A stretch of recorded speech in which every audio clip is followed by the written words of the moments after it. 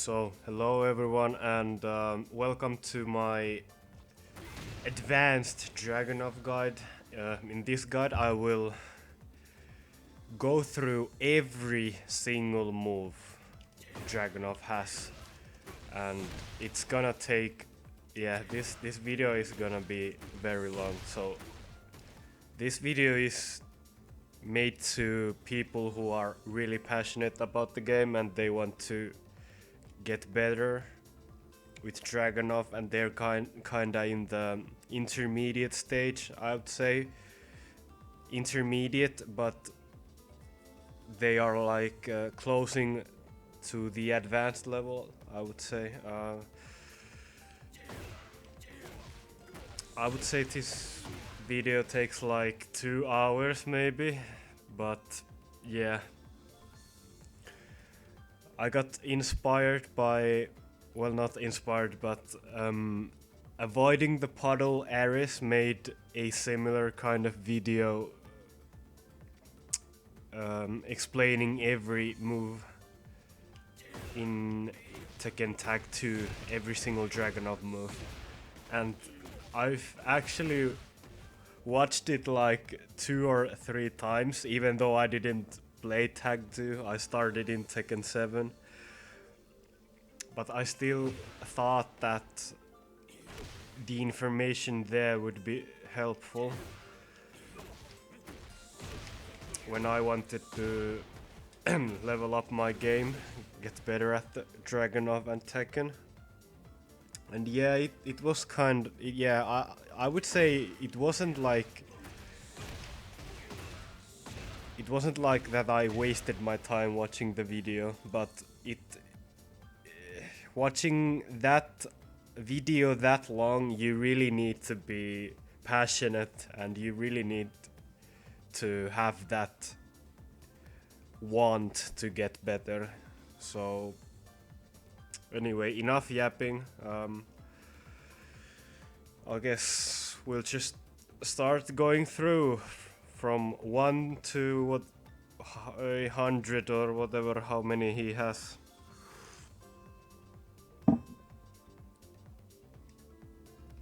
Let me check it this recording here. It would be awkward if I didn't have a recording on. I think I will not cover the heat moves first. I'll just skip this part and then start with the 113. So 113,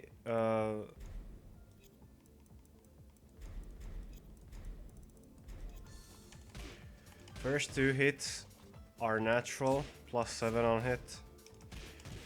Last hit is a wall splatting mid kick, which is -9 on block, just with a little bit of pushback. So you only really need to. Well, this is a decent move. Let's just put it that way. Because the last hit wall splats and it's safe, there's not much risk into doing it. You can just do it and you're not getting punished in any way. And the pushback helps a little bit, even though it's not the biggest pushback, but you're not right at their face, which would be really bad.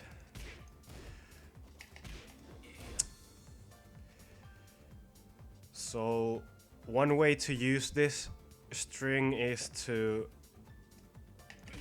do like first 2 hits, and then when the opponent thinks that you're not finishing the 3rd hit, then you...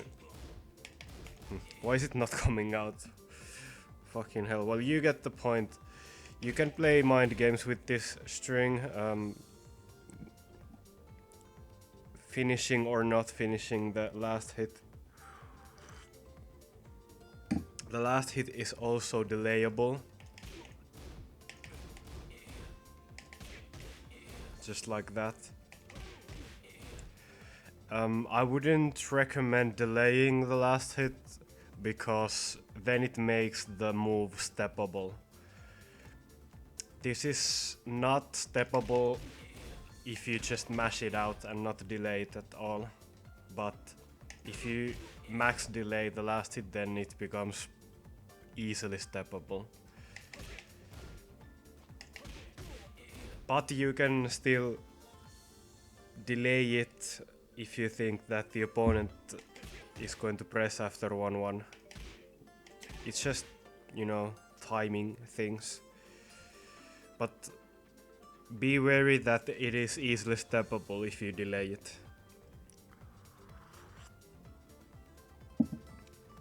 Let's go to the next move.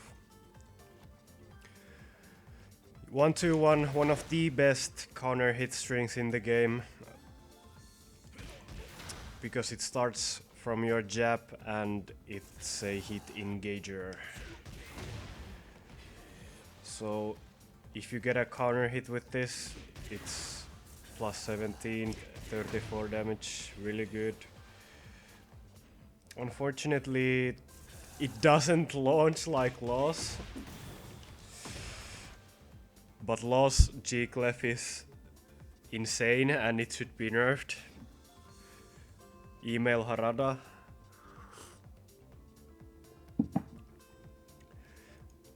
But yeah, you should learn how to counter hit confirm this move. It's a really big part of Dragunov's game plan. And if you don't know how to counter hit confirm this, you're missing out on a lot. So I would recommend learning how to counter hit confirm 1-2-1.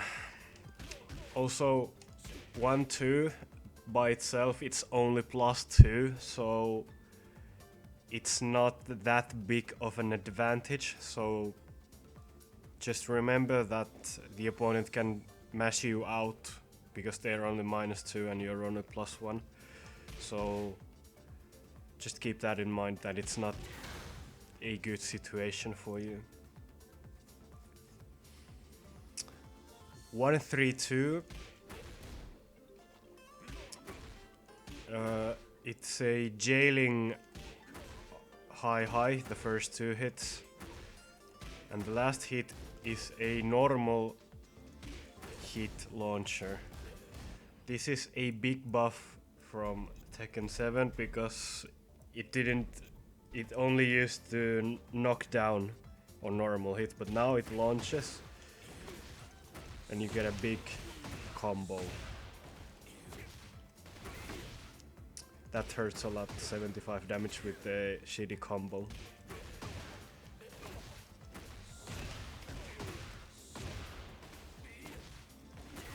Yeah, something like that. This is a good move to throw out. It's only -13, so you're not risking a lot if this gets blocked. Some characters have a really strong 13 frame punish, but most people don't optimal punish you every time, so even if you're playing against a character that has strong 13 punish, you shouldn't be too afraid of throwing this out.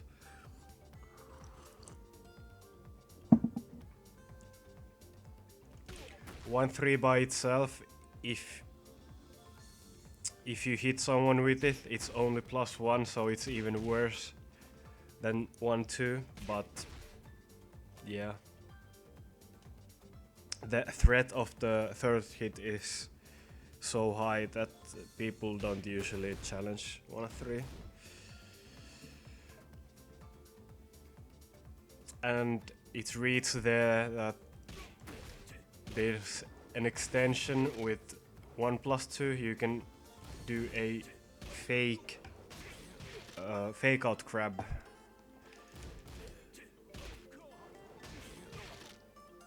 This becomes unbreakable in heat. More on heat later, but yeah, this is a gimmick. It's kind of hard to break, at least it was in Tekken 7. And the throw is homing, if that makes a difference. Yeah, you can hit people with this once or twice, but you're not gonna win any tournaments with this move, so I wouldn't recommend using this one too often.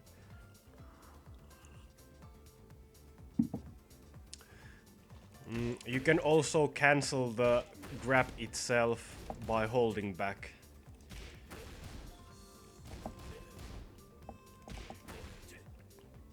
Like that.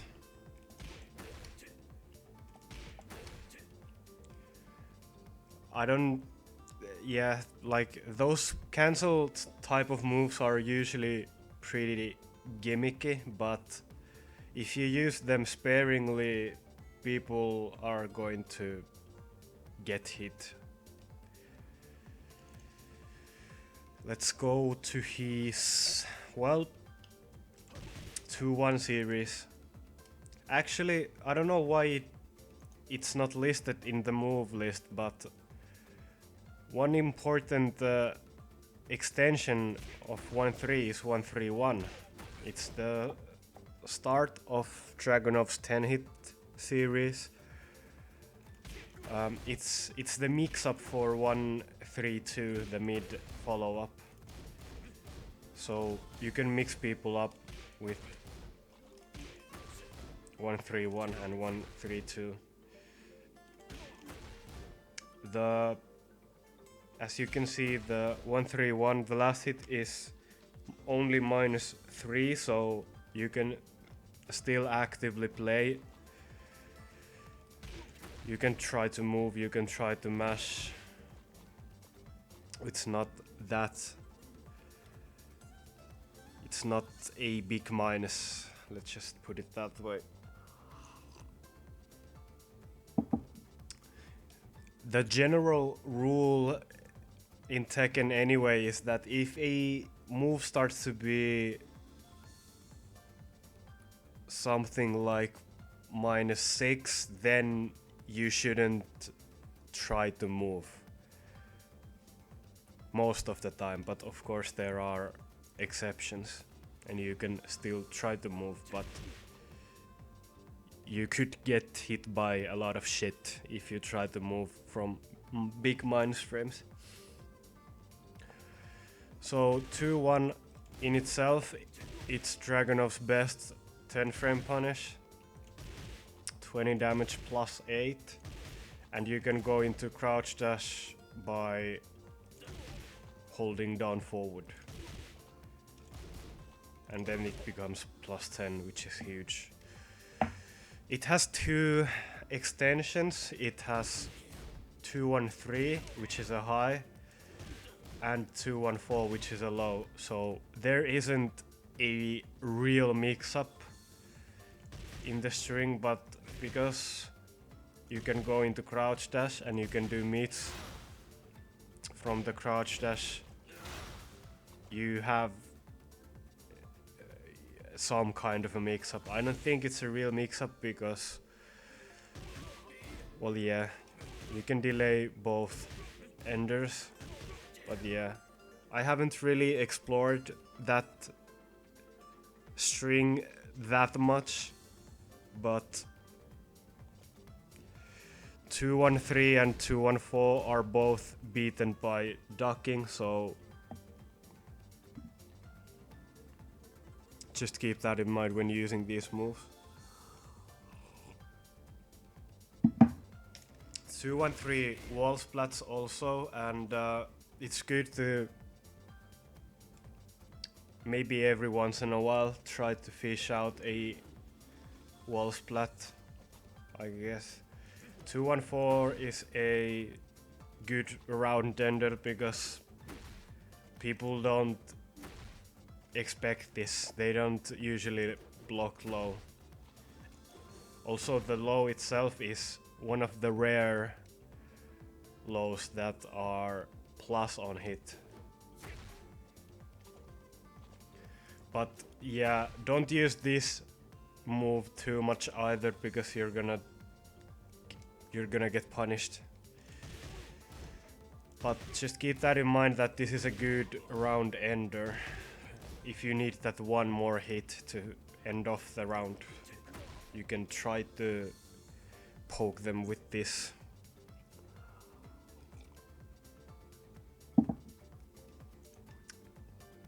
Yeah, there's the 2-1-4. 3-1-2. This is mostly a combo move. You don't want to use this move really. The 3 by itself is okay, but there's just better moves to use. It has a long range, but it kind of whiffs a lot, and I don't think it has a good tracking. Also, it deals only 10 damage, so I wouldn't recommend using this move in neutral. But in combos, the move is really good in certain combos. Also, the 3-1 itself, the high is duckable. Old legacy players will duck this string every time, and you're gonna get punished. So don't use this move. 3-1-4, same as the last. Don't use this move in neutral. The second hit is still duckable. This is a combo move. Strictly. 4-1. This is your 12 frame punish. 27 damage and +8. It leaves you right at their face. You can go for throws, you can go for back 1+2, you can go for running 2. Just you can do whatever you want with your opponent if you hit this. Also, even though it's a high, it jails. So it's not that bad to throw as a poke in neutral,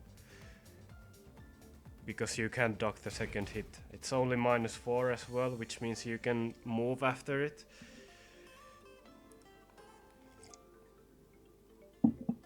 Yeah, I don't think there's much else. It's a good move. 4-3. It's mid-high -12. So not safe. And if you hit someone with the second hit, you can go for a free crouch throw. Or you can do a down forward one, but it's probably better to do crouch throw.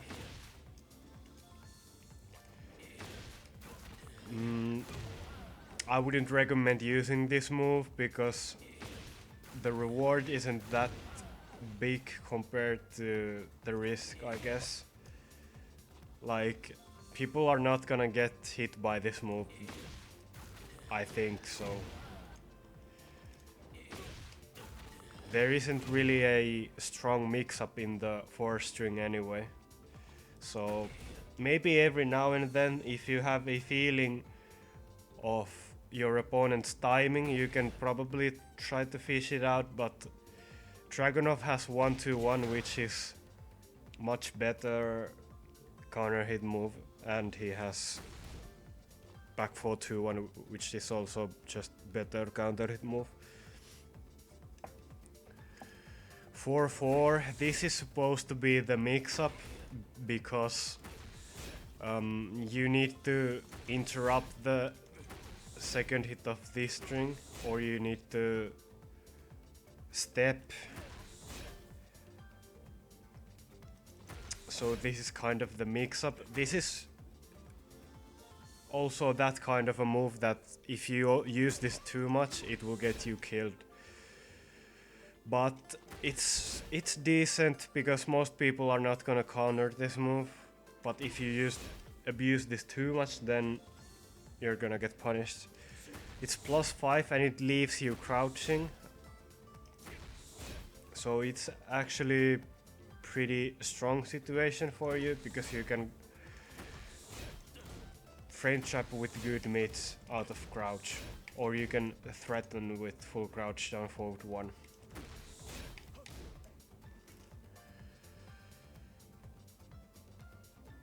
Also I guess the second hit, okay, it only does it on counter hit. The second hit gives you a follow up on counter hit.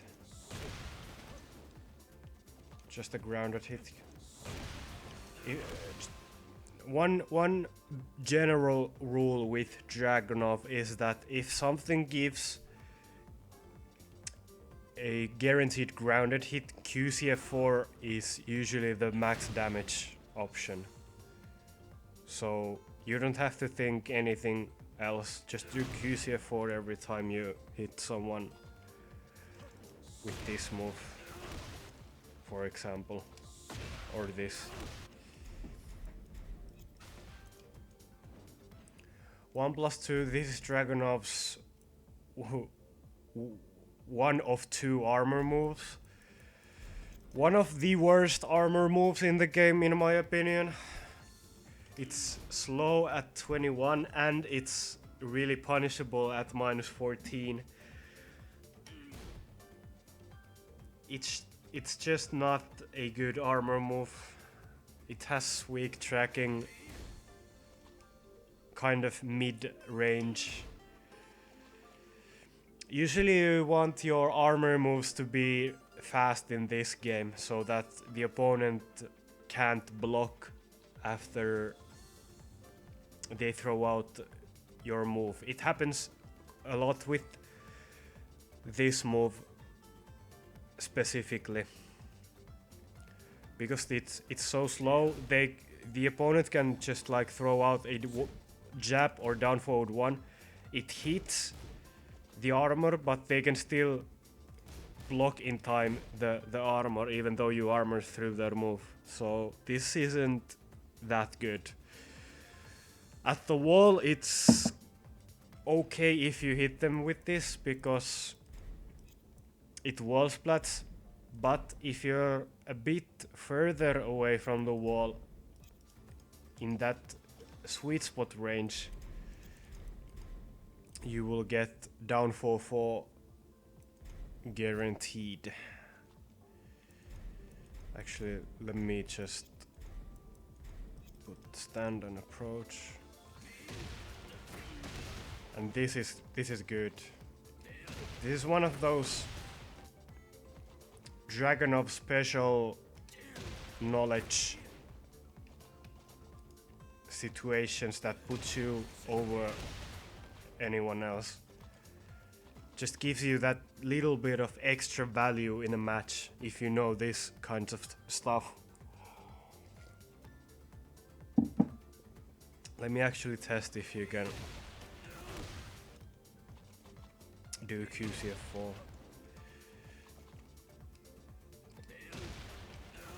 Yeah, I guess you can, but down 4-4 is probably your best.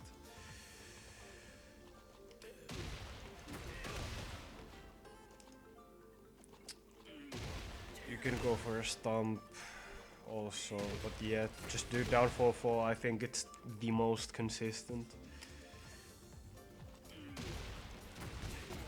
This would probably... This is actually better, but it's pretty inconsistent, as you can see it with the... Down 4-1-3 is max damage, but down 4-4 is more consistent, so I would just recommend doing down 4-4 every time.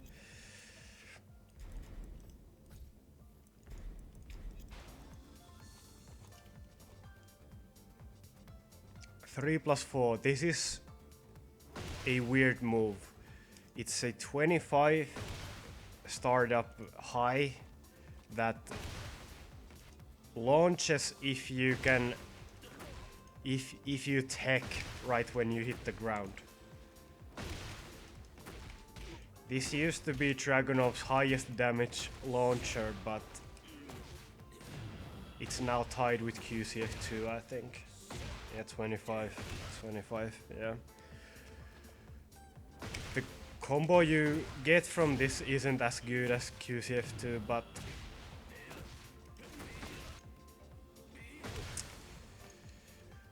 what's the purpose of this move? Well,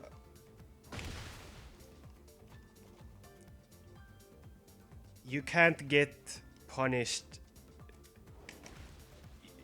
when you hit the ground, is what I'm trying to say.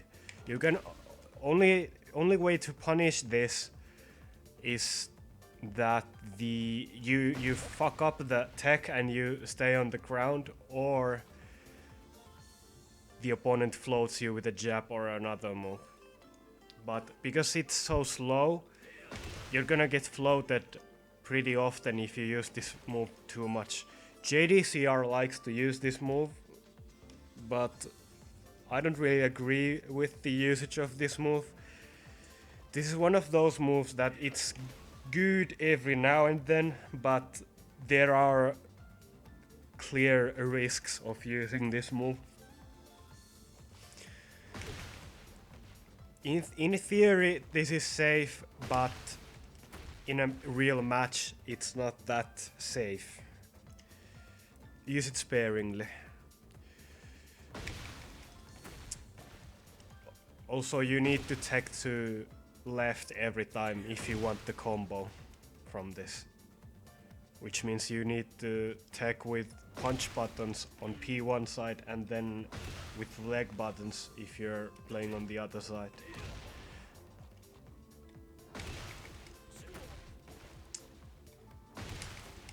Let's see if I can even do it.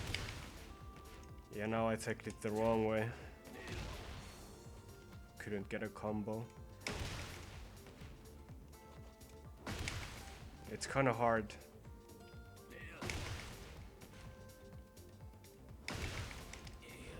There, I just mashed it out, but yeah. Enough of that move. Forward 2-4. It's a high mid. It's natural on counter hit.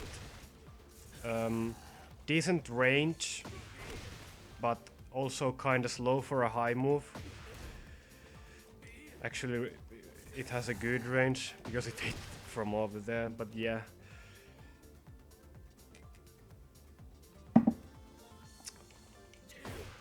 This move is, you wouldn't really use this move purposefully either. This move kind of comes out only if you fuck up instant while running 2. But now while running 2s are easier in this game, but in Tekken 7 Dragunov players they fucked up while running 2 very often, so this move would have come out. The most important property in this move is that the second hit is a corner hit launcher and it's delayable also. Actually, let me see if I can space it correctly. As you can see, with counter hit you get a combo.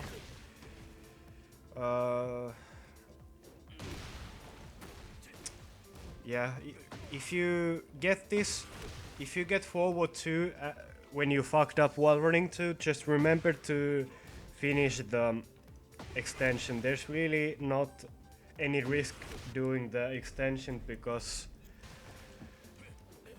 if you don't delay the second hit, it's not steppable. It's pretty safe to just do, but this string doesn't have any like real mix-ups, so if the opponent is a button heavy, if the opponent tends to be button heavy, then the second hit might hit on counter hit.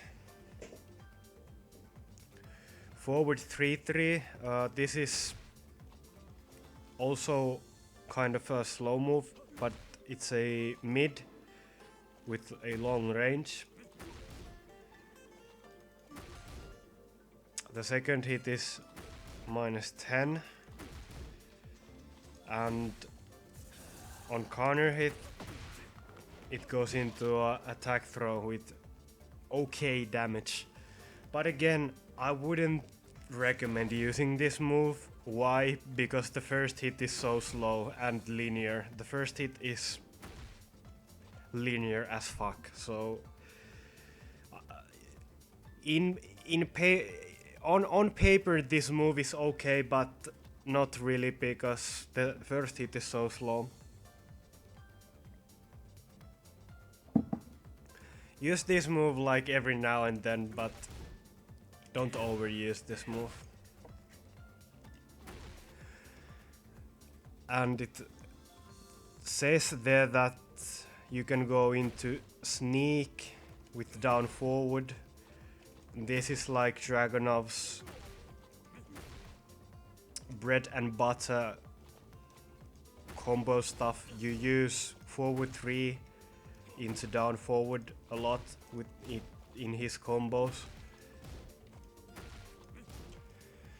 Sadly, in this game you don't really need to do forward 3 crouch dash cancels, but in previous games you needed to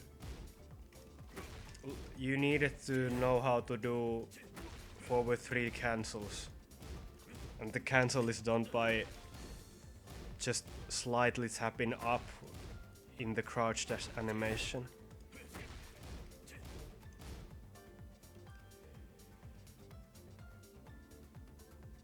It's still like probably his best wall carry stuff if you want to just go for raw wall carry like this.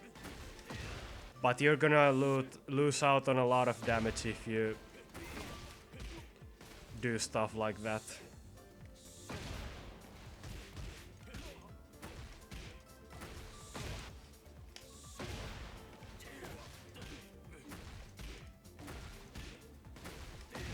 Yeah, something like that, but 59 damage from backswing blow is pretty shit if you compare it to a better combo that I just dropped.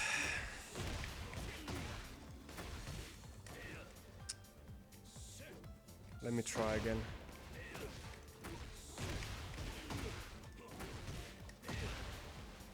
That would have done 70 damage. I fucked up the just frame of this move, but yeah.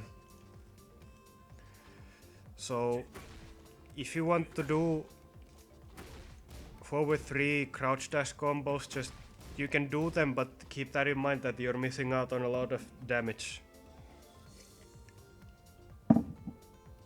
Forward 3 1+2. Same as before, I wouldn't recommend using this even though it's a heat engager. This is kind of a combo move, specific combo move. The second hit is really slow, and the opponent can interrupt it with a jab, or they can rage art or armor or parry the second move. I wouldn't recommend using this too often, but just because the range is so good, you can maybe try to fish this every now and then, but not too often. Forward 4-3, this is your max damage 14 frame punish, but it doesn't have that much of an use because back 3-4 is so good, but it has some niche uses. For example, if you have already spent your heat, this is the optimal punish because back 3-4 deals less damage.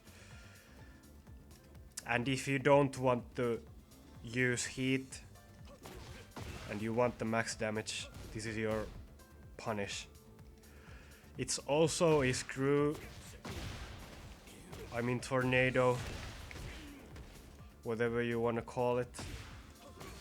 So you can use this in some combos, but I still haven't found any optimal combos for Jack that use this as a filler.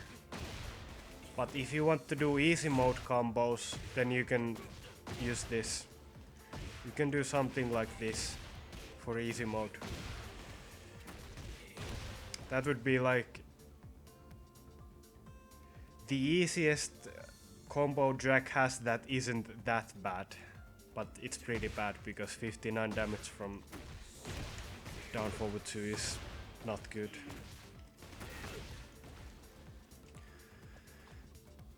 Forward 4-4-3. This used to be Dragunov's like main combo filler, but now they nerfed the damage pretty hard on this one. So the purpose of this move nowadays is to use it in a wall carry combo. And what I mean by that is that you see that the wall is closing in, and there's no more space to do the normal combo. So what you do then is that you do like a jab and then you do forward 4-4-3. And then you get a nice and clean wall splat with this move. This string wall splats them really nicely.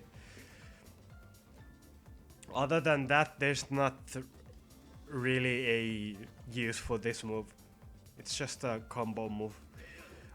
I don't even think the second hit... Okay, the second hit still corner hits, but you're never gonna hit anyone with this. But it's just funny to see that the weird property is still there. Oh yeah, you have a low extension of the move. This is actually decent round ender because no one's gonna block the low. Only like really old legacy players will block the low. So just like 2-1-4, the low is kind of the same. So it's a good round ender. It also seems to be natural now. I don't think it was natural in Tekken 7, but yeah. You can every now and then try to finish the round with this sneaky low. Other than that, don't overuse this move, it's not that good really. Forward 1+2, this is Dragunov's main block punisher on moves that have big pushback. You get a QCF4 guaranteed with 48 damage. Sadly, this move doesn't launch anymore. It used to be a launcher in Tekken 7. But 48 damage is okay still, it's serviceable. I wouldn't recommend using this move in neutral because the hitbox is really wonky still. And it's a 17 frame high, which is usually a move that you don't want to use really. But yeah, just think of it as a block punisher. Down forward 1 and down forward 1-4. Dragunov's down forward 1 has decent range. It's also +7 on hit, which is a bit more than down forward 1's usually. It still has kind of a bad track into his weak side. I think it's actually steppable both ways, so you could say it is linear, but the threat of the second hit is what makes this move top tier. the extension is a high that launches on counter hit. And this is really fucking good. You get a big juicy combo on counter hit. And the threat of the second hit is so big that the opponent probably thinks about mashing into down forward one once or twice. The value is so huge on the counter hit. Of course the second hit is duckable, and if they call it out, they're gonna duck it and launch you, so it's pretty risky to throw it out. Also, it is natural on counter hit if the first hit is a counter hit, so it's a good counter hit move. You can't really confirm it. I don't think it's possible to counter hit confirm it.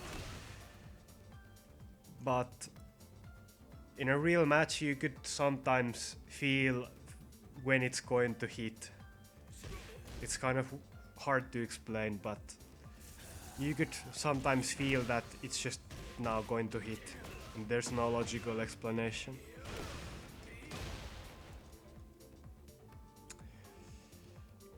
Also -2 on block, which is okay.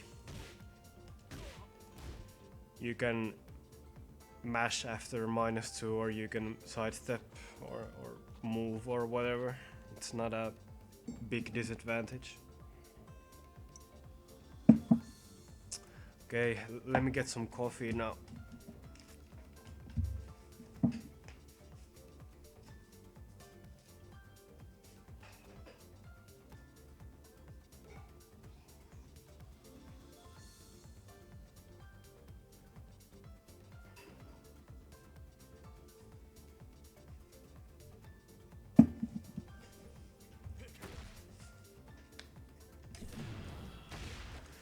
So Dragunov's down forward 2. It's a launcher, 15 frame launcher. This is your normal 15 frame punish. Every time opponent does a move that's -15, you want to punish it with this one.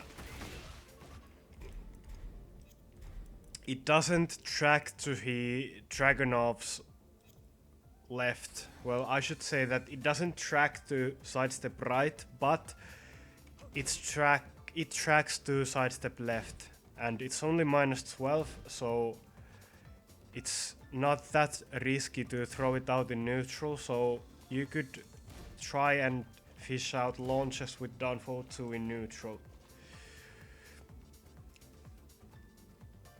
Some characters can punish -12 pretty heavily, but most people don't optimal punish every time, so don't be too scared of using just raw down forward 2.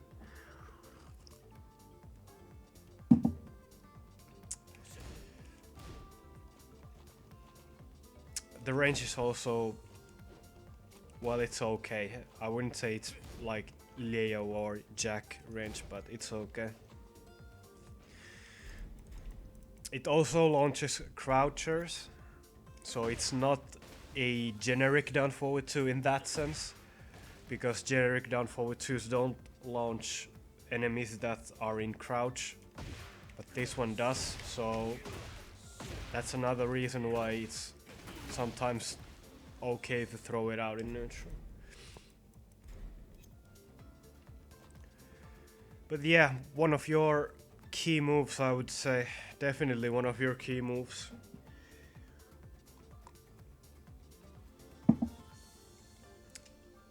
Down forward 3. This is a weird move. It's a 17 frame mid with 4 active frames, so this is really active. You can sometimes get it to hit on 20th frame. It's like close to the ground or something. It's only -6. with medium pushback. It can be -5, it can be -4, it can be -3. So that's why it's a weird move. Even though the animation looks like it, this doesn't hit grounded, sadly. But it does hit on the ground when the enemy is trying to move. But if they are standing still on the ground, not moving, then it doesn't hit. So don't use this move against Ling or Zafina thinking that it's gonna hit AOP or Mantis or whatever. It's not gonna hit that those stances.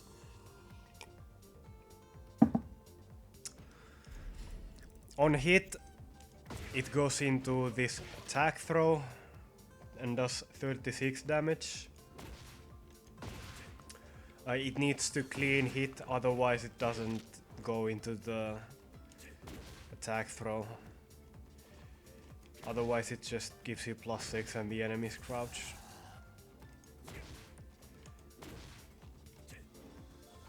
I just tested that if this still had the old legacy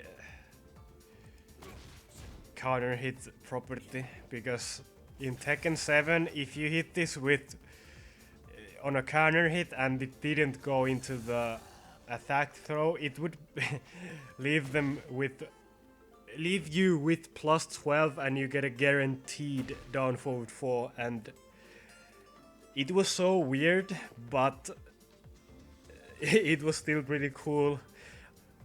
I probably hit this sequence in Tekken 7 like once or twice.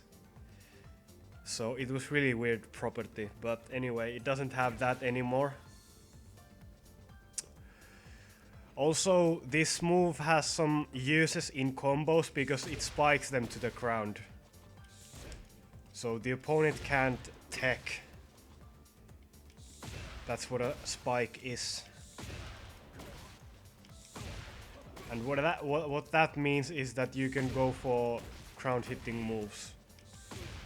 Usually down 4 is like semi guaranteed after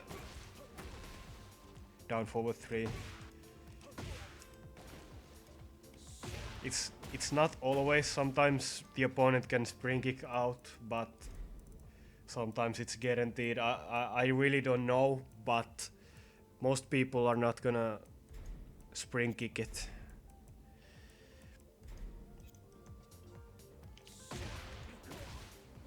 Yeah, as you can see.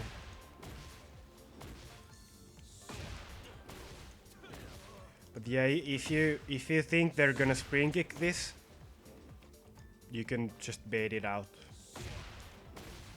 So most people are not gonna spam spring kick on that one. Spring kicks in this game are really punishable in general. You should learn how to optimally punish spring kicks.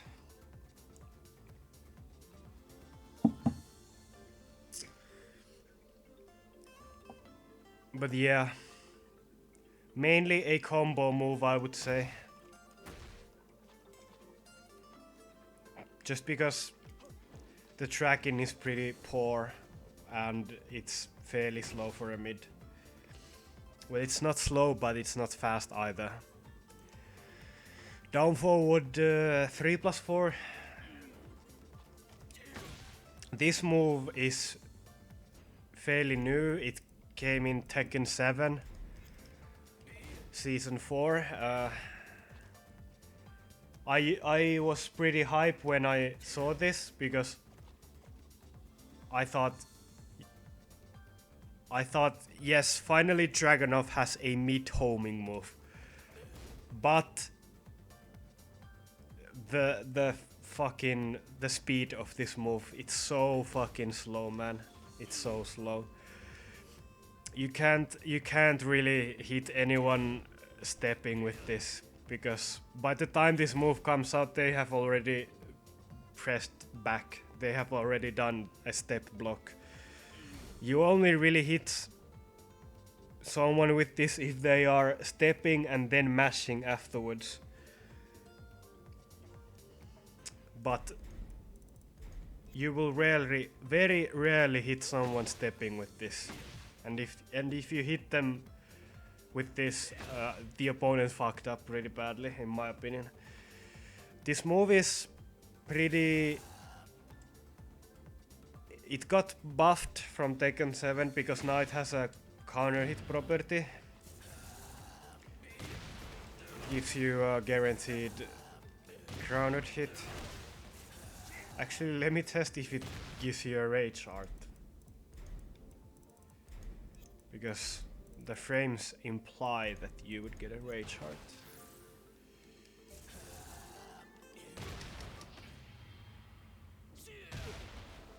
Ah, okay, it doesn't work. It hits, but it doesn't go into the animation. Well, anyway, you get a stomp for free if it somehow hits corner hit. This move also wall splats because it does the ballerina spin. Puts you at plus 12, which is huge.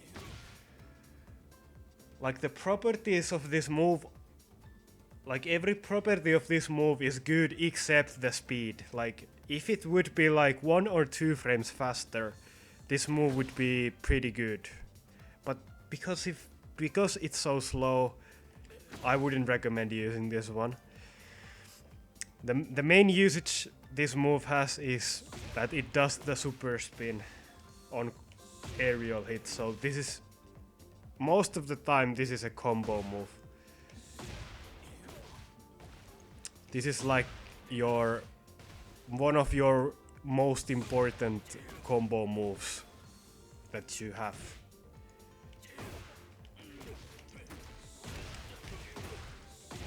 Because after screw you can do stuff like that. And if you get a big hit like QCF2, you can just straight up go to down forward 3+4.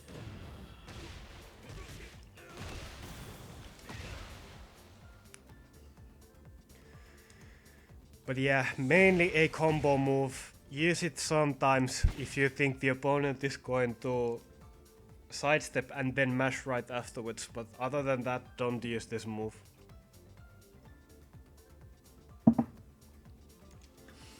Down 1. This is sort of the little brother of back 1+2, which is your best pressure move. It leaves you at +1 and the opponent is left crouching. So what that means is that you can threaten with 1-2-1 if you think the opponent is gonna mash, and depending on the side you are on, you can try to catch out their sidestep with a mid. Because in Tekken you can't step towards the screen if you are left in crouch. Like that's just how the game goes. So if I'm P2, I can step away from the screen from crouch only, but not, as you can see, I can't step towards the screen with down. But yeah, they can step only one way because it leaves them crouching. On counter hit you get a guaranteed hit. Well, actually on normal hit it's +8, which is really good. They are pretty much locked out of doing anything because +8 is so big. And on counter hit you get a stomp.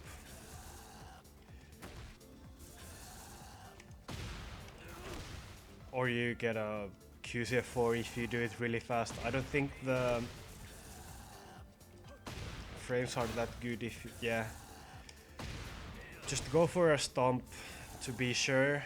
QCF4 needs to be really fast so the opponent can't stand up to block it, but it's the max damage, but if you want to be sure, do the stomp every time.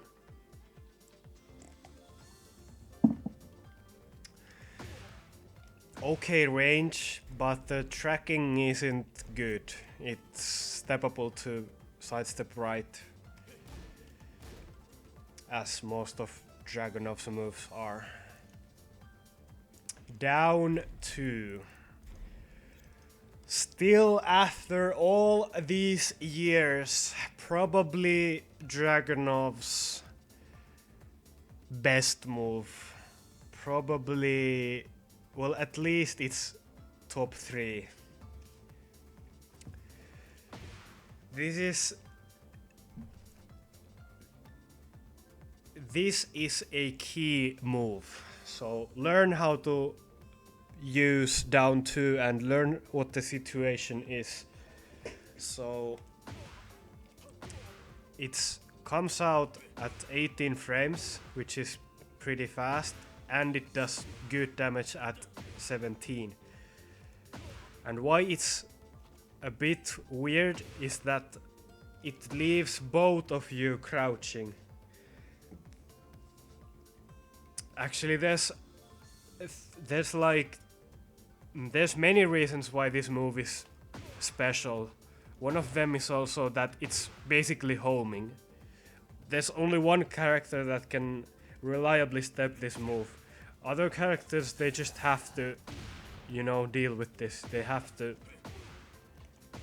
just guess right when Dragunov is going to do the down 2.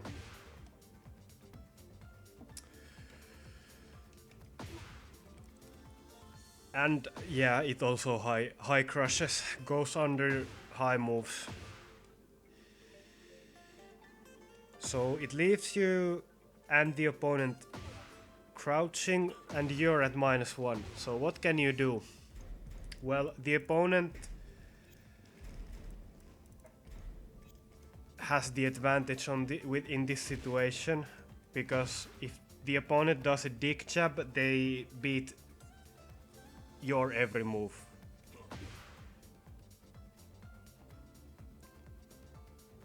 But dig jab isn't really good move to use too often, because if you think that the opponent is going to do a dig jab, you're just going to kill them for it. Let me see if I can get Kazuya to do a dig jab. Something like this, maybe.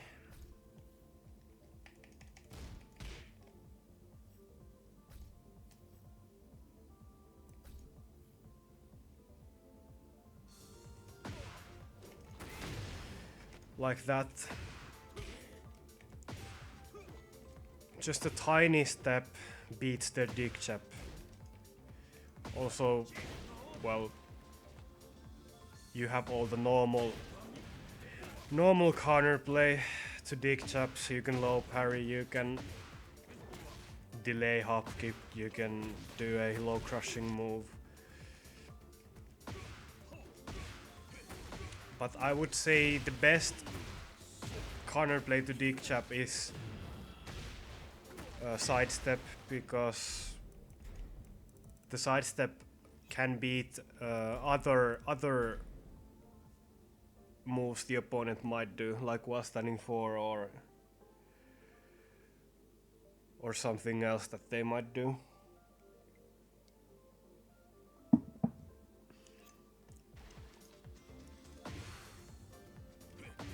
So what that means is that the opponent might not do dig jabs that often.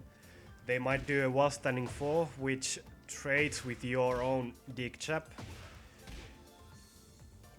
It's not a favorable trade, but it annoys the opponent enough that they might stop doing while standing 4 after down 2.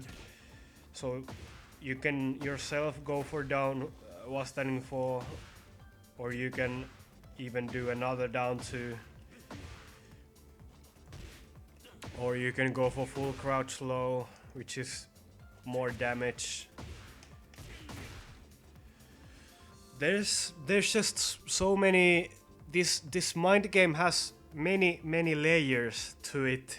This is like the most important situation you're gonna have to learn if you want to get good with drag. Because down 2 is so good, it's like one of your best moves, so you want to use it a lot, so the situation comes out very often in matches.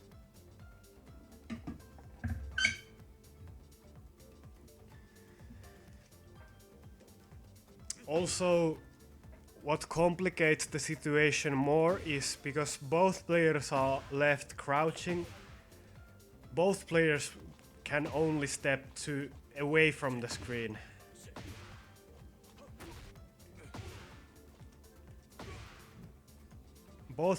Neither of the players can step towards the screen with down.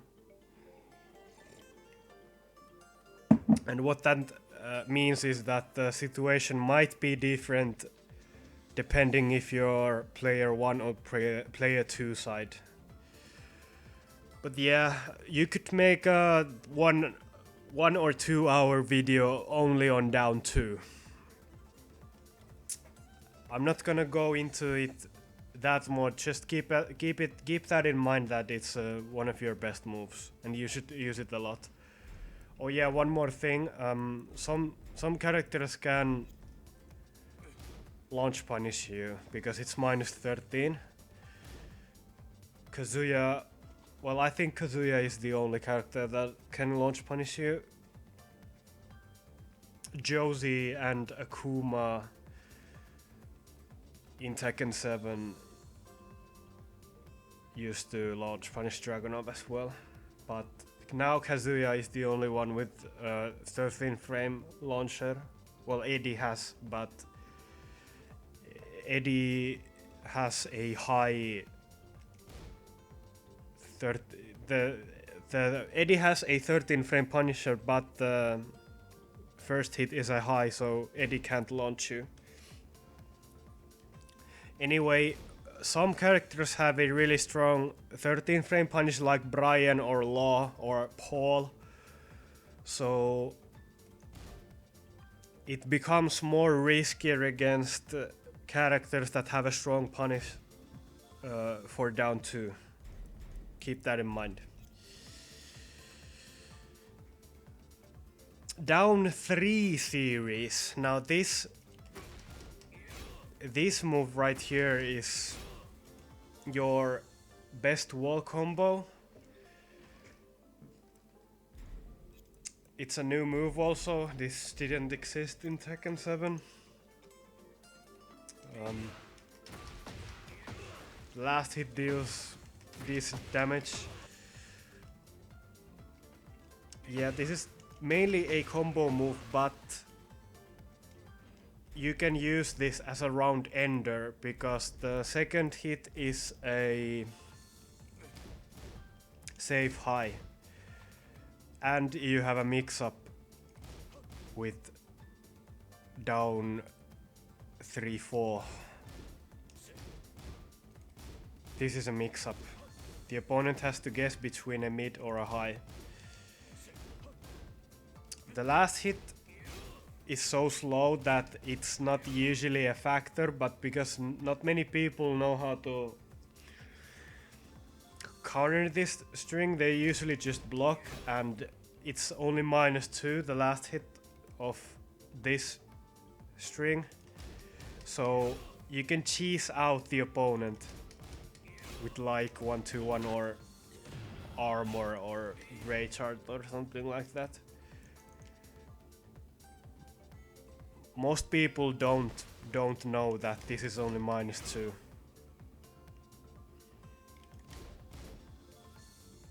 But yeah, this is a good round ender. Same as these moves.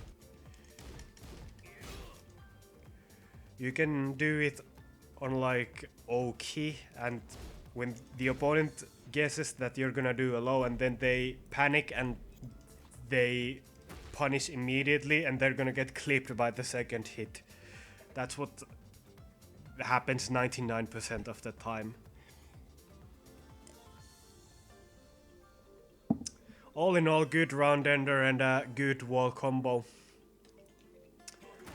And this is mainly a round ender. I think this still spikes, yeah. So you can break the floor with this, but this is much better floor break after up forward 4, for example. But yeah, the second hit of down 3-4 is also -11, so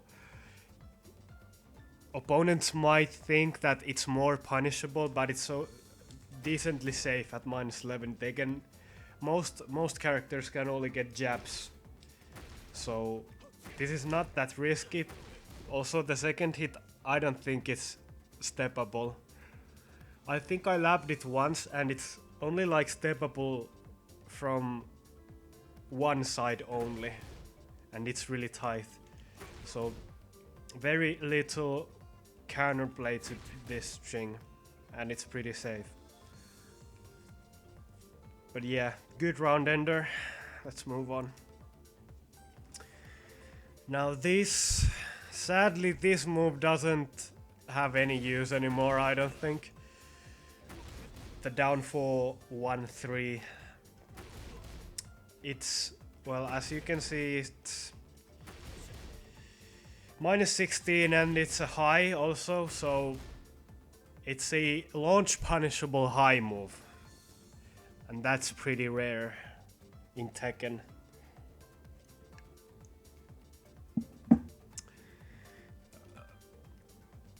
Why this move is useless? Well, down 3 2 1+2 sort of became this move replacement. You don't really need to use this move anymore. Before you did this from up forward 4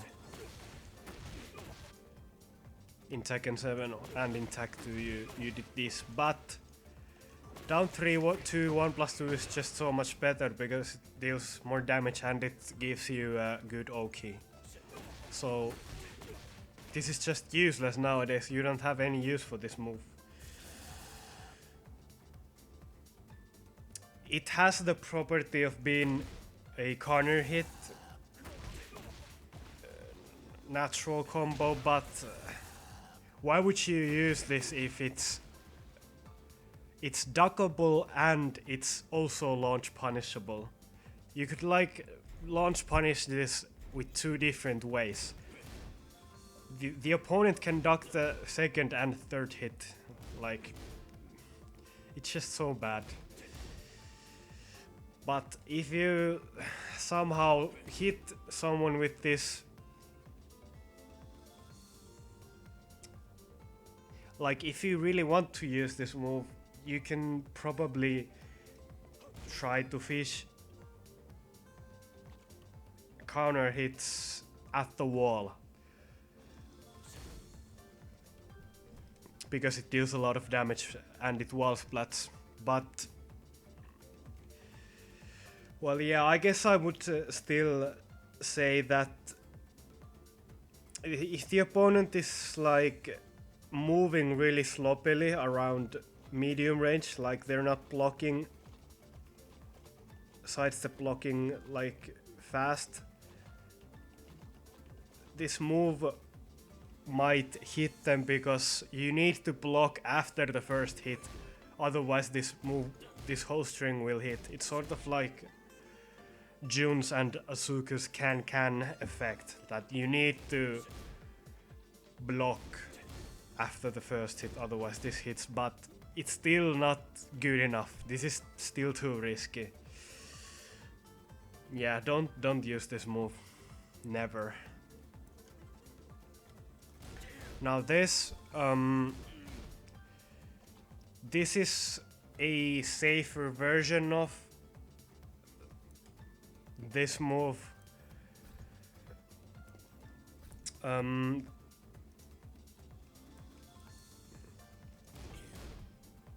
You want to use this move as a round ender also, because the opponent might guess low at round end, but then the second hit might clip them if they want to punish the first hit. I guess I should talk about the first hit also. The first hit of these two strings is well, it's a fast low, but it's minus 15 and it deals no damage. It's also minus 9 on hit. So this is a really bad low. Really bad low. It's only good if you want a fast move that hits grounded, because this is the fastest move Dragunov has that hits grounded, so its only good use is to hit enemies that are on the ground, moving on the ground. Also, yeah, decent round ender if you do the down 4-4. But yeah, let's move on. Down back to string. Now this is a legacy Dragunov string. It's still the same after all these years. 3 mids. First hit comes out at 14 frames, so it's fairly quick. First 2 hits are natural. The last hit isn't even on counter hit, but the last hit launches the enemy. Like this. I'm still doing the hard pickup. Instant while standing 4.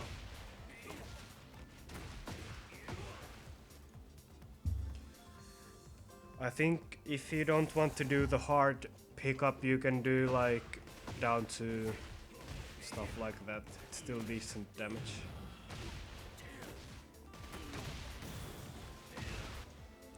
Yeah. Second hit is punishable at minus 10, so that's where the mind game comes in. Because the second hit is punishable, the opponent might try to jab punish the second hit. But there's the risk of the third hit that is a launcher, so if you think the opponent is gonna try to punish the second hit, you finish the third hit and boom, you get a launch. So that's where the mind game is. It's not rocket science, let's just put it that way. The first hit by itself is also okay because it fully tracks to Dragunov's right side, so it tracks to sidestep left.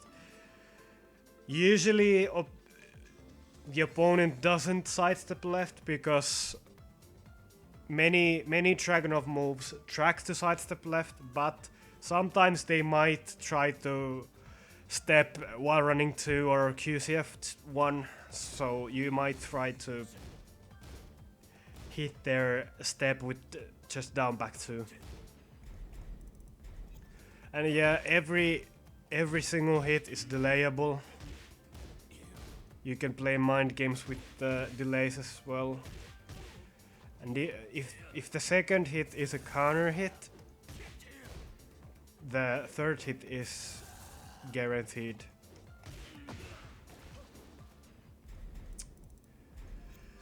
But yeah, just keep that in mind that the last hit is minus 14, so some characters can punish you really heavily, and because it's a long 3-hit string, most people are gonna punish you optimally because they have all the time in the world to react to that. Aha, this move is coming out. The last hit is minus 14. Like they don't have to be fast with their reactions. They can just wait this out and they have all the time in the world. So it's actually, in a way, it's actually more riskier than some other -14 moves, like QCF2 or shoulder.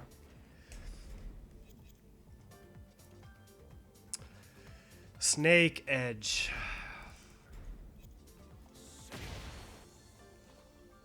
Well, it's a fucking Snake Edge. I think if you watch this video, then you probably know what a Snake Edge is. And Snake Edge it's not a good move. Also, well, yeah, every Snake Edge spins instantly, which is nerfed from Tekken 7. It's funny, but yeah, it's reactable. It's reactable, yeah. It's a fucking Snake Edge. Also, it's not a homing Snake Edge like some characters have, but yeah, I don't think I need to talk about a Snake Edge. Don't use this move. Just don't. And this is a gimmick. You can cancel the Snake Edge into a crouch throw.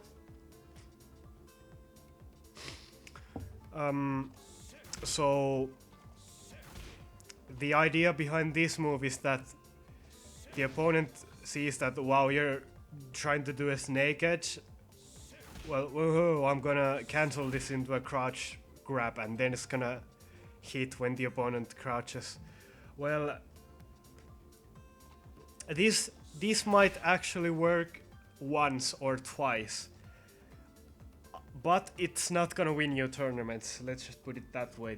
But because the opponent needs to be, they need to have really sharp reactions to deal with this. I would probably do this like once, just to test if the opponent is on their toes. In Tekken 7 this used to be shit because crouch throws were breakable in that game, but now crouch throws can't be broken, so it's actually buffed from Tekken 7. But yeah, it's a gimmicky move. It's not gonna win you tournaments, but use it every now and, well, use it like once in a blue moon. The hatchet kick down back 3+4. This used to be broken when Tekken 8 came out. This was +7 on hit, and it left you right at their face. Well, it didn't leave you this far like it does now. And it was only -15.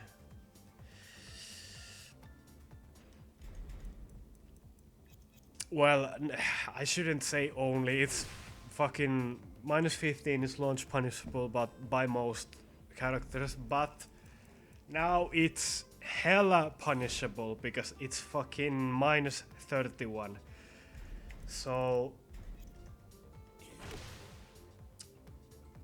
because it deals so much damage and it leaves you at +3 and it has decent tracking, it's still one of your main lows, but you shouldn't overuse this move. You should use this move like maybe 2 or 3 times in a match. If you use this move too often, you're paying a price for it because it's fucking -31. You get the idea. Don't use it sometimes, but not too often. Back 1-2. This is a decent move. Why? Well, it's a 17 frame mid with a okay-ish range, but what makes this move good is that the first hit has evasion. It doesn't say that it high crushes, but it goes under every jab basically. I don't think any character have I don't think there's a character that has that good of a jab hitbox. It goes under jabs, and the second hit is okay as well, because it's only -12, and it gives you huge +18, which means that you can do a free wall running too, basically.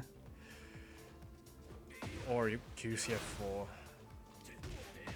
Or slide if you want to go low, but anyway. In Tekken 7, the second hit used to be a counter hit launcher. I don't think it is anymore. Yeah, it's not anymore.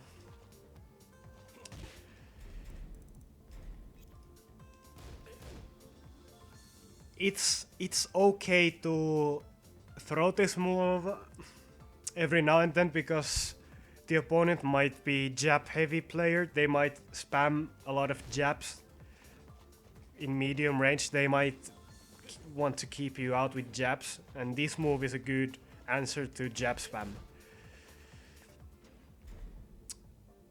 It's also a wall splat, gives you a really juicy big wall splat because it deals a lot of damage.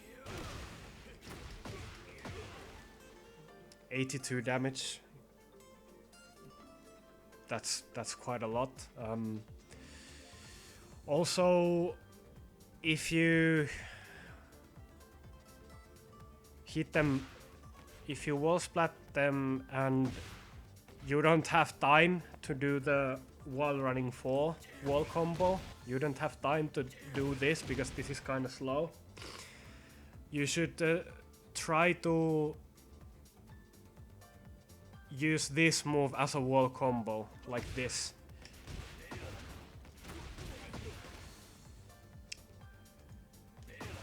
When you don't have time to do wall running 4. This is like your best salvage. That's like your best wall combo if you don't have time to do wall running 4. Well, you get the idea already. I fucking said it 3 times. But yeah. Okay move. Let's move on.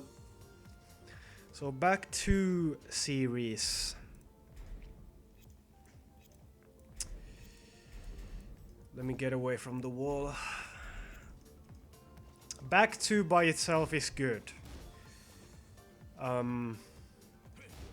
It leaves you crouching at -3, and the block stun is really quick, so the opponent has to be really on their toes if they want to utilize the move, utilize the turn at +3, but it's pretty hard to do in a match. And there's also the threat of the extension back to 1. But it is risky because the second hit is duckable, but only really legacy players and the best of the world will duck the second hit. There's also the third hit, but it's the fucking snake edge, okay? And it doesn't even launch anymore. This move launched in Tekken 7, but now it's fucking nerfed for some reason. Let me get the third hit to hit. There, like... Excuse me, like what's the fucking... There's literally no point in doing the... Fuck me, I'm getting a fucking disease from this, how bad this move is. But yeah, not much to say about third hit. Don't use the move. Oh fuck. Let me take a quick break. Be right back.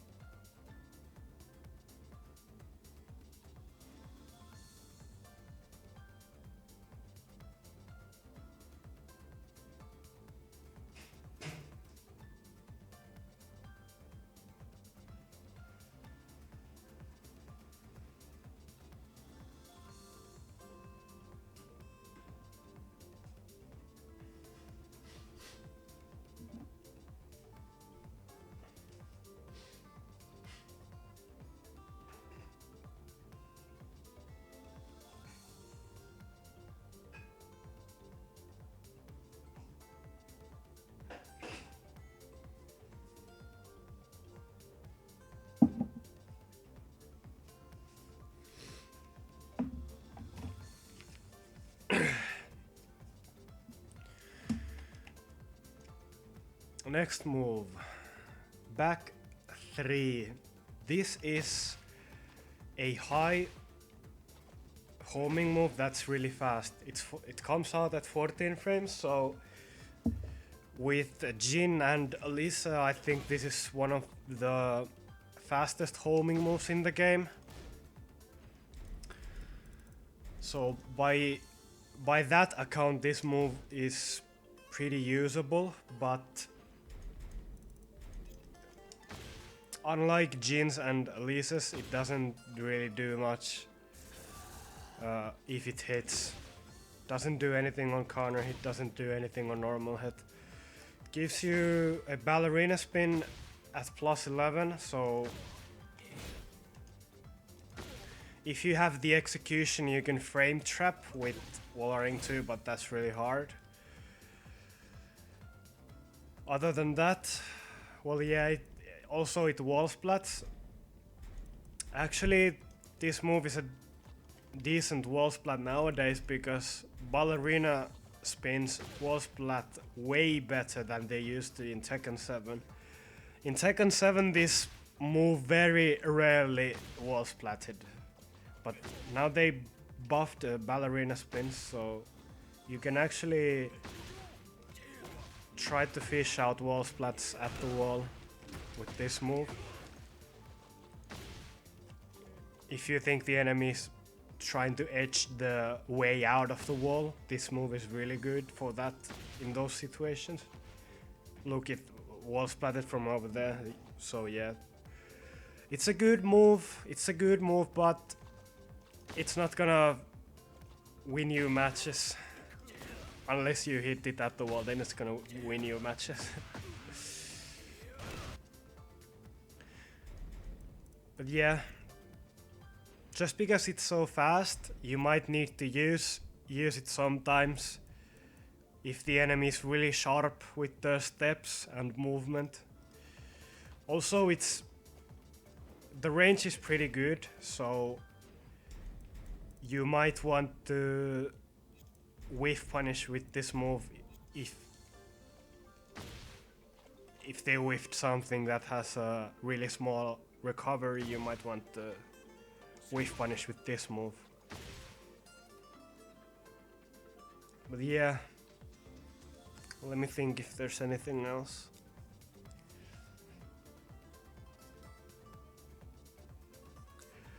Well, yeah, I guess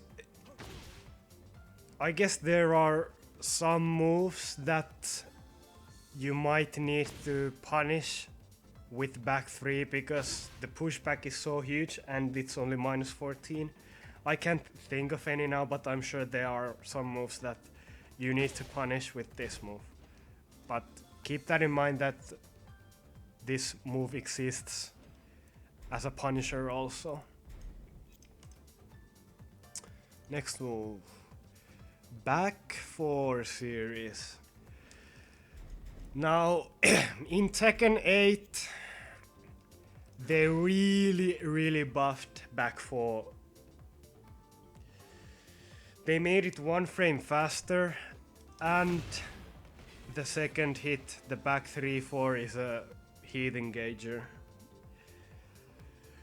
And the mix-ups and the mind games are so much stronger in Tekken 8 than they were in Tekken 7. So let me explain. So back 4 itself is decent range, 14 frame mid. This is like one of your key mid pokes. Even though it was nerfed, it's now more minus on block. This is still one of your best moves. It was pretty brain dead at release, to be honest, but it's still one of your best moves. So you should use it even by itself. But the extensions make this move so good. So, as I previously showed you, this is your 14 frame punish.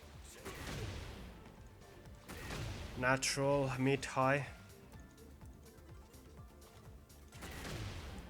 It also launches in heat, which is rare for a 14 frame.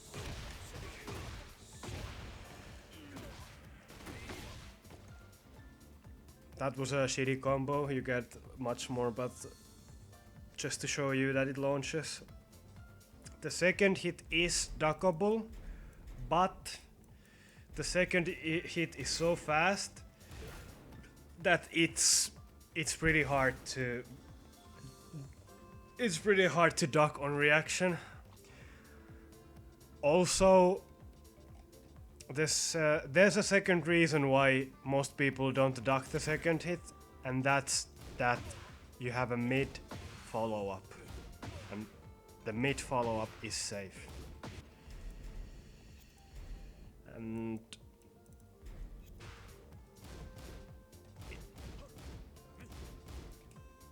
let me put the move up the the mid follow-up is safe, and if the opponent ducks, the third hit is guaranteed, because there is a third hit that's a high. The third hit is a high that's +1 on block, so you have your turn even after they block it, and the last hit is delayable. Of course, the last high is also duckable, so don't use this too often, because good players will duck the last hit and then launch you.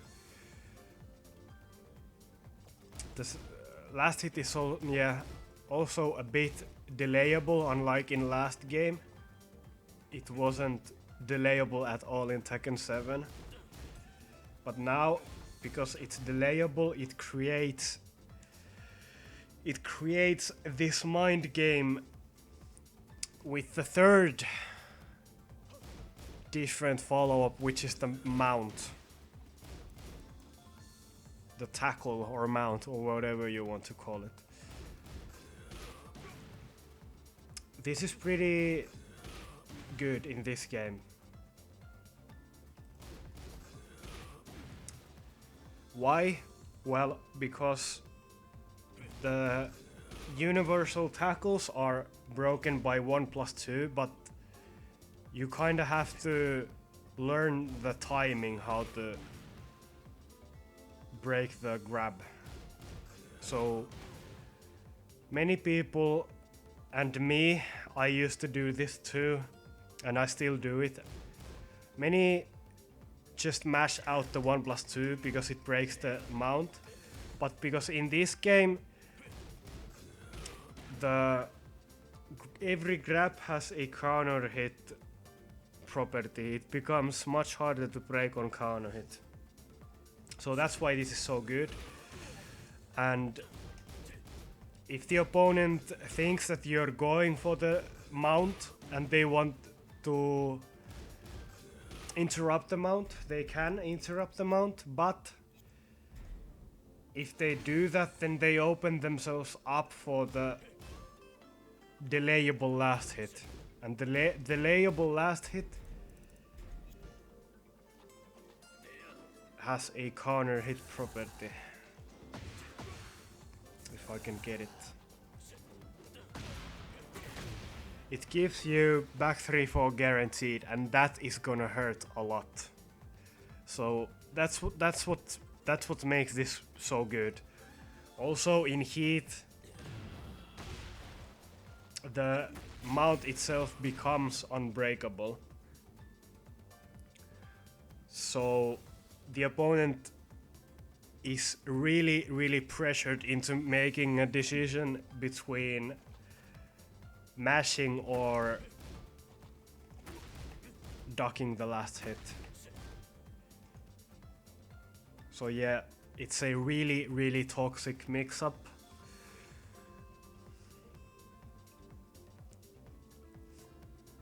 You can sidewalk the mount and the delayable last hit.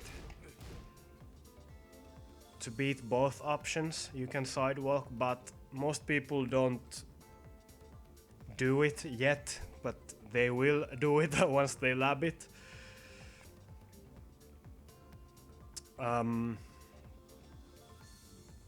But even the sidewalk isn't the best, because then the undelayable last hit will hit. Like if you don't delay it at all, it catches any movement. And also you can go into crouch dash from the first 2 hits and do crouch dash moves, and those will also beat sidewalks. And you can go into crouch after the first 2 hits, and you can do crouching moves, obviously. So it just has so many different things you can do, and one of the key situations is that you play the back 4 mind game. Like same with down 2, like it's going to be your most often played situation in a match. You want to use this move a lot. Also, on top of it all, every hit is guaranteed on counter hit. It's also a natural counter hit combo with 50 damage. It's just so good. It's just so good. One of the reasons why Dragunov is good in this game. If they nerf this move, then Dragunov drops in the tier lists a lot. He's gonna drop a lot. Back to mid tier that he was in Tekken 7 for the whole of the game. He was never high tier in Tekken 7. That's just my opinion, but yeah.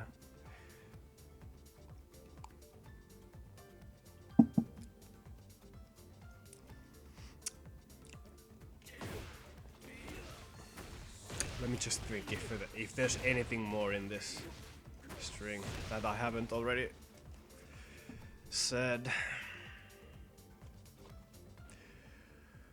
Well, yeah, you can. The second hit spikes, so you can use it in combos. Like that. Breaks the floor and spikes the opponent. And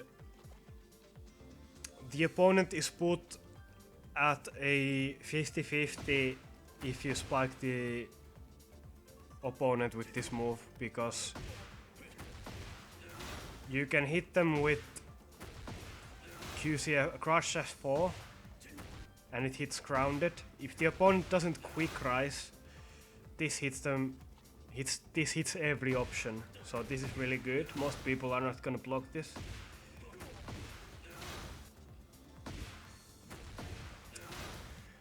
But if the opponent knows this, which most of the really good players know, that you have to quick stand to beat this, like the bot does right there, you can do the low.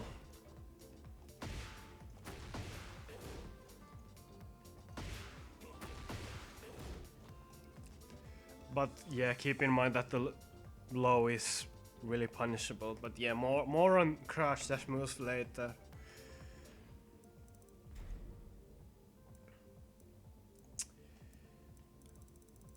Back 1+2, it seems to be the next move. So this is one of Dragunov's key pressure moves. This is an important move because it sets up for your frame traps, it sets up your basic pressure, so you really want to use this move as much as you can. Doesn't have the best range and it's fairly slow. In Tekken 7 this move used to have like weird tracking, like sometimes it would just not track any side and sometimes it would be homing for some reason. I don't know. I haven't played that much Tekken 8 yet to tell if it still has that weird property, but yeah, +6, so you can frame trap with back 4, you can frame trap with down forward 2, you can frame trap with down forward 1, jabs, anything you can think of. And if you think the opponent is gonna freeze, you just do your basic lows, do your throws, and that's like the cornerstone of Dragunov's game plan.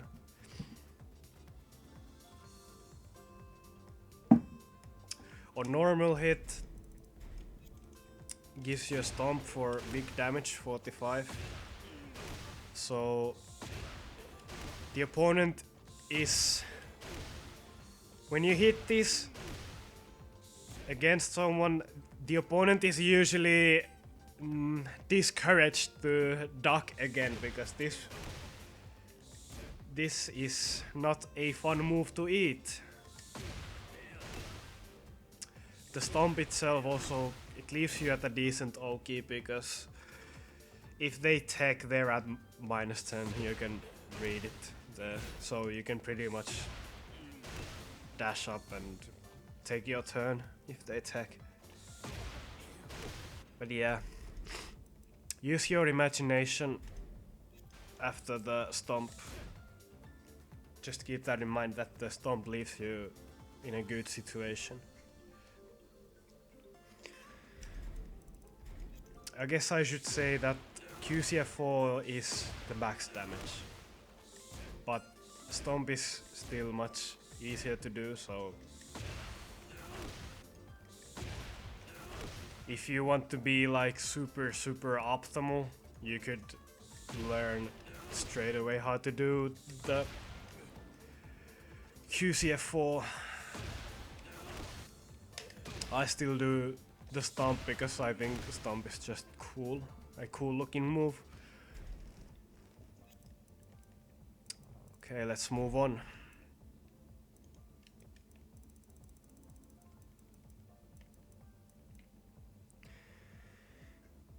Sabaki, aka back 3+4. Now this is a Dragunov specialty move.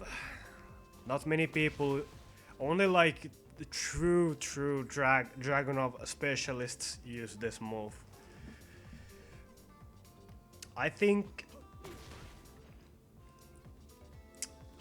this move is actually pretty bad, but it becomes okay at the wall. I'll demonstrate later, but let me just show you first what it does when you Sabaki someone.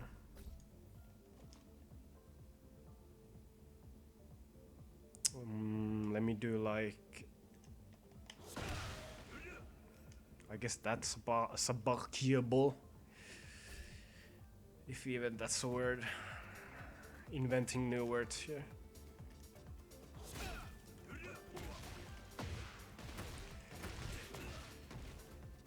You get like sort of the same knockdown as you get from up forward 4, but you have more time to do the combo follow-up, because the combo follow-up from up forward 4 was nerfed in the first patches, because this move used to launch with micro dash back 4.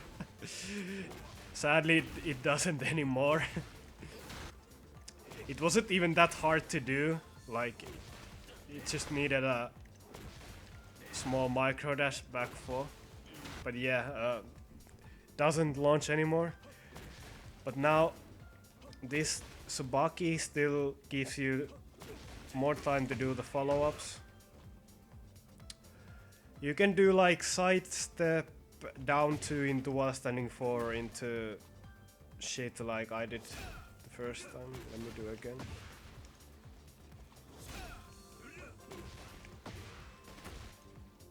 There I didn't sidestep, but it dropped. Yeah, that's probably like the best you're gonna get out in the open. Fuck. See, it's kind of tricky.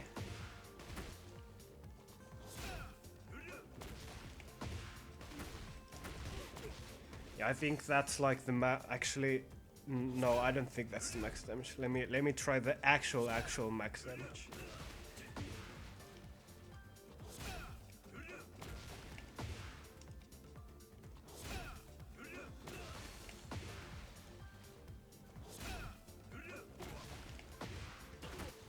Damn, I keep fucking up the sidestep. No, this. Ah, the last hit whiffs. Okay, well, I did find the max damage. But yeah, the reason why this is a bad move is because it's a 28 frame high, and that's not good. That's pretty bad. Because if the opponent is not pressing a punch, then this move is pretty shit. The best Sabaki moves in Tekken are usually moves that are good even if they didn't parry anything.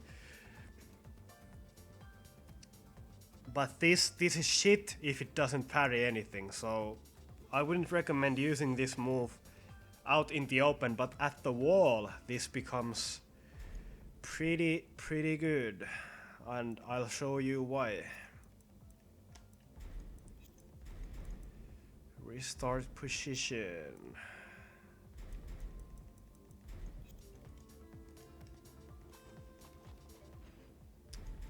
Stand and approach.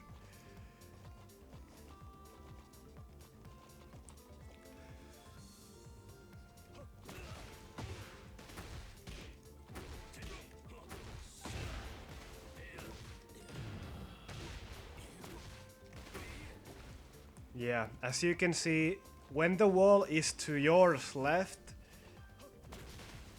it becomes a launcher.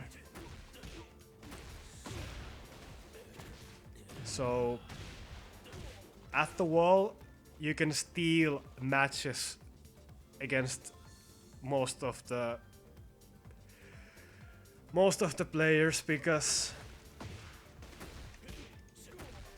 only like rare few people utilize the Sabaki at the wall. Only like Dragunov, true Dragunov specialists use this move at the wall. And not many people know that you get a launch. This is like Tekken 6 tech, basically. But if you're playing like against a pro player that just knows that the Sabaki itself is is a pretty fucking slow high, then yeah, of course you're gonna fucking get launched. The opponent's just gonna duck and launch you. But yeah. To summarize, don't use this move at the open too often. Use it at the wall if you want to use this move, because then it's actually okay.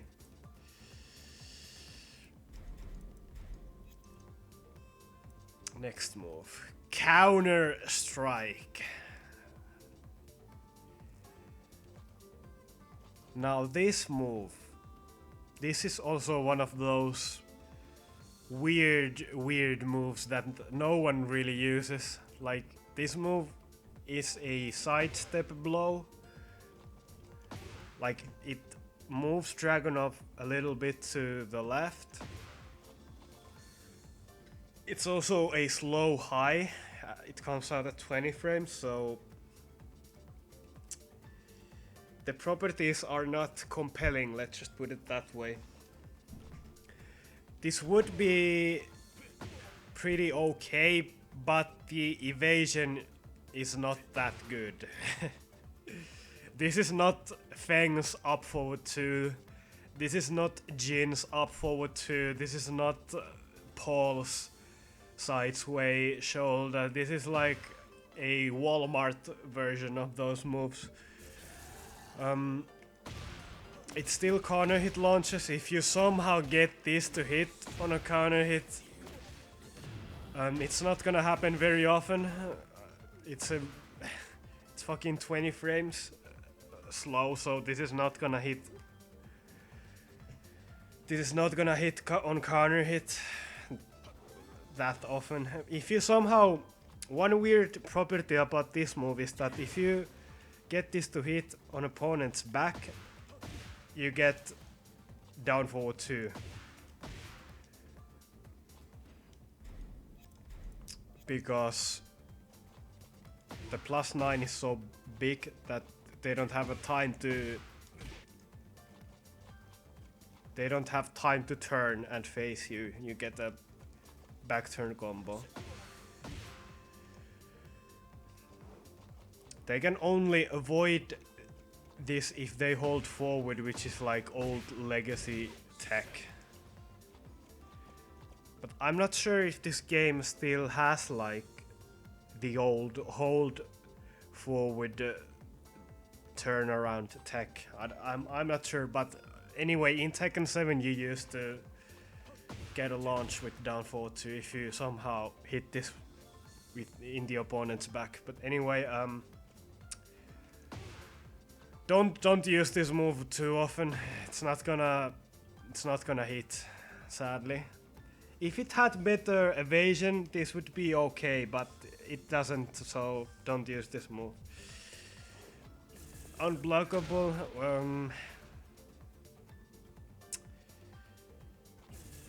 Well, yeah, it's an unblockable. It has this weird evasion at the startup when Dragunov kinda hunches and leans back, but yeah, unblockables are for the most part gimmicks. Slow ass move. Don't use this move. Just don't.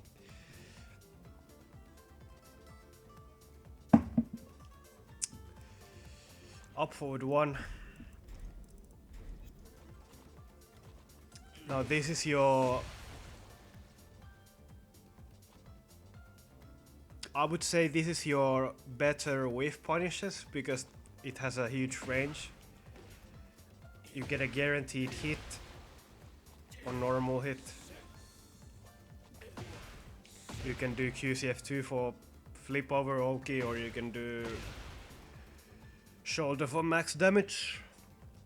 I usually go for QCF2 because in Tekken 7 it used to give the best Oki. It does still now, but shoulder Oki was changed in Tekken 8. Shoulders give much better Oki in Tekken 8 than they did in Tekken 7 because it gives you that sliding weird animation.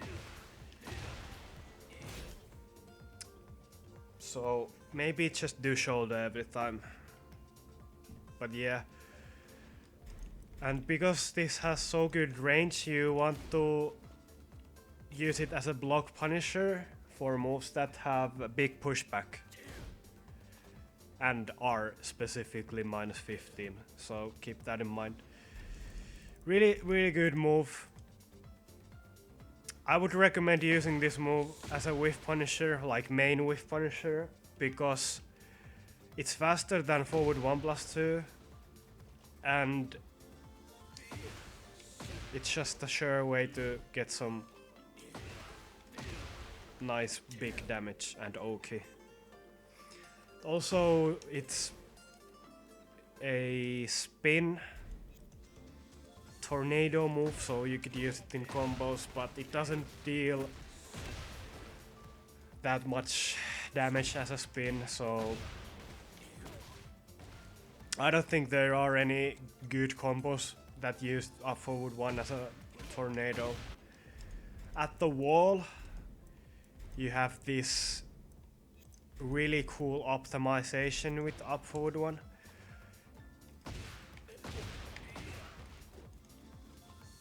Let me, like this. if you tornado the opponent at the wall with like QCF2, you can get a high wall splat.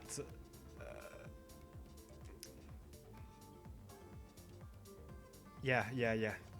I'm a bit stuttering, but I'm just thinking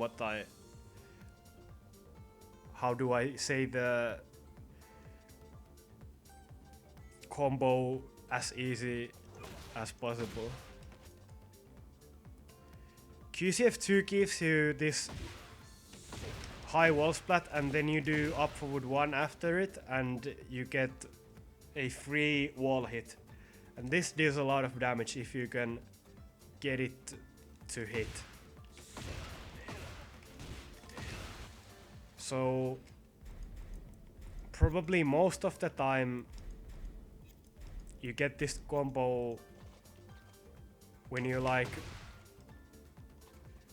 do full crouch down forward 1-4 just before the wall in a combo, and then you use the tornado with QCF2 and then straight up just do up forward 1.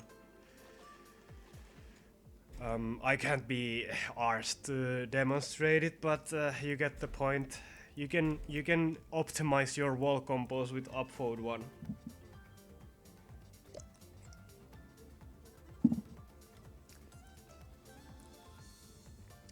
Up forward 4. This is Dragunov's main low crush move. Dragunov's one, I would say, well, I don't know if I can call it a weakness, but Dragunov doesn't really have that many low crush moves that are usable. This is like your one of the 2 good low crush moves.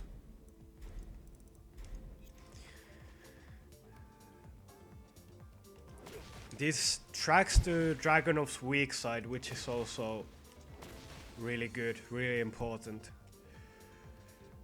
And what makes this good is that normal hit you get a mini combo. This is your max damage. And I think I showed you the mini combo before, but yeah, use this mini combo every time in the open. And at the wall, this move becomes one of the best moves Dragunov has.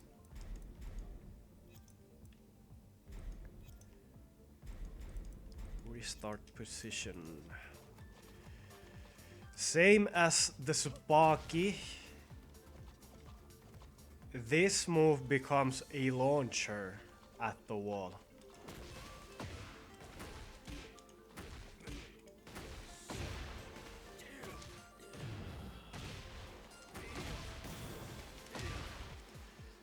Now this is really, really scary at the wall, and every time you're at the wall, you should abuse this. It's so good because this move is -9 and it's safe on block. So it becomes a safe. Well, it becomes a faster orbital basically, because orbitals are usually 1 or 2 frames faster than this. But yeah. You should really abuse this move at the wall. It only works when the wall is to Dragunov's right, so keep that in mind. It doesn't work when the wall is to Dragunov's left. Like this, it doesn't work. So it only works when the wall is towards Dragunov's right. Yeah, remember to abuse that move at the wall. Up forward 3, this is the other decent low crush move Dragunov has. Wall splat, safe mid, and it's very active move with decent range. It has 5 active frames, so it's very, very active. I hit it at the last active frame there, but yeah, you could try to fish out wall splats with this move at the wall. I don't use this move enough, but I think, yeah, it's a good move at the wall. Out in the open, it's not that good because there is no reward, basically.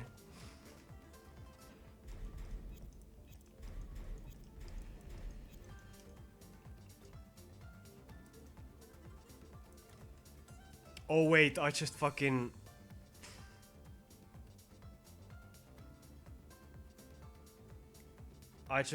confused up forward 2 with up forward 4. Well, whatever. Yeah, this move, don't use this move, this is shit. It's a safe mid launcher, but the other properties make this move useless. It's so fucking slow, and it has no fucking tracking or no range at all. So don't use this move. Just don't. If you want to use a low crushing move, use up forward 4.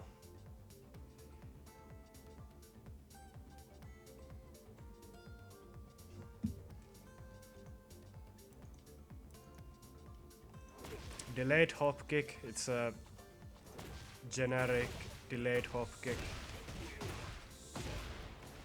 They are minus 13 in this game, so they are more punishable than they were in Tekken 7. I wouldn't recommend using this.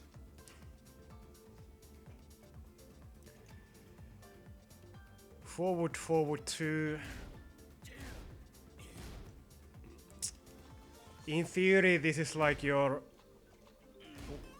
biggest range with Punisher, but because of the input, it doesn't come out at 15 frames, so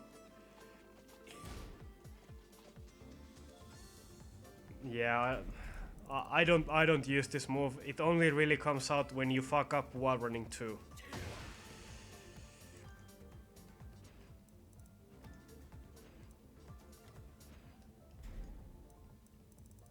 Yeah, we're starting to be halfway done. I'm gonna take a break and we'll continue some other time.